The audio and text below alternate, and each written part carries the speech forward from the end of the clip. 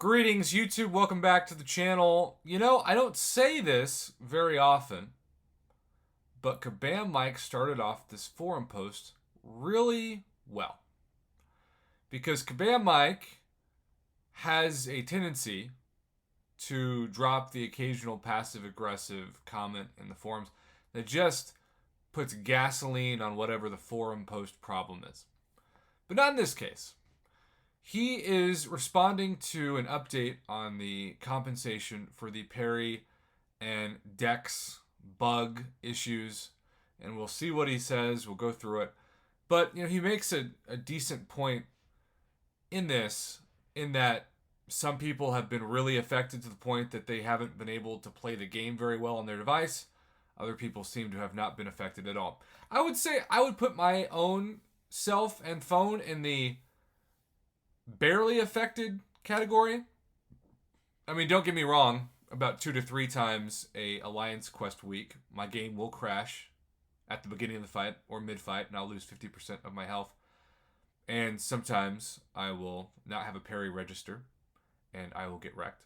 But in general, I have just about as many revives and potions in my overflow as I did before this problem started, and I don't do Alliance War, and so I can't speak to that at all.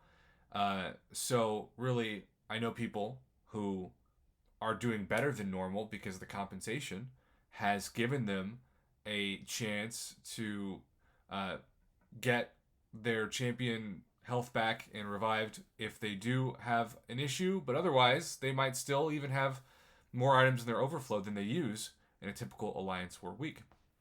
So, Kabam Mike says, "Hey everybody, first we want to apologize for being so quiet on this topic." I think that's a wonderful way to start this off. It's the opposite of passive aggressive, right? It takes accountability and responsibility and diffuses any tension at the beginning of this. It's been a little while since we've addressed it, but it's not because we didn't want to. It's just that we haven't had much to add since we made our last post, which is still relevant. As we mentioned in that post, measuring the effect of the input bug is very difficult for several reasons, including mixing up what the bug is and if it is affected a fight. For example, we still see reports from users that are playing on devices that are unaffected by the input issues.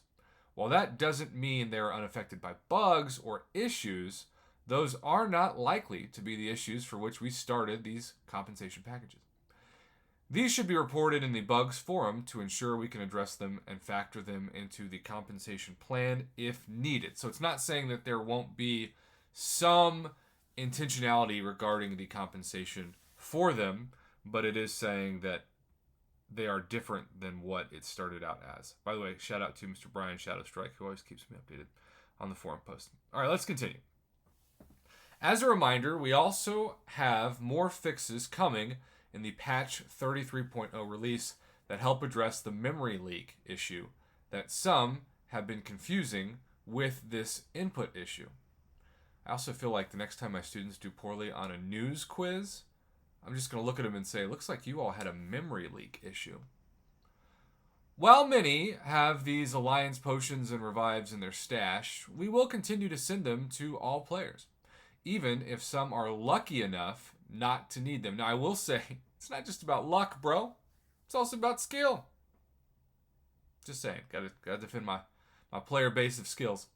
These packages contain map crystals for alliances that may have decided to step down due to the issues in potions and revives for those that wish to keep pushing. We still plan to continue sending, and this is really the big takeaway, we still plan to continue sending single-player potions and revives. That means non-Alliance Quest, Alliance War specific compensation. That's general questing potions and revives, of which we saw like 5 each at the beginning of October. And plan to send out our next package on Wednesday, November 3rd, when new content is released. Now, this could be kind of the new schedule where you'll get 4 Alliance Quest, Alliance War compensation packages per month until the problem is definitely fixed, or when it stops. But you'll only get 1 revives and potions compensation at the beginning of when the patch is released. And maybe that's good, maybe that's shady, I don't know. What I do know is that part of why Kabam also did that this month was when we had 7.3 released, it was much better for their bottom line to give a better compensation package, but instead of it being a compensation package, it was a unit package that had players spend, of course, their units to get what they wish they could have been compensated for.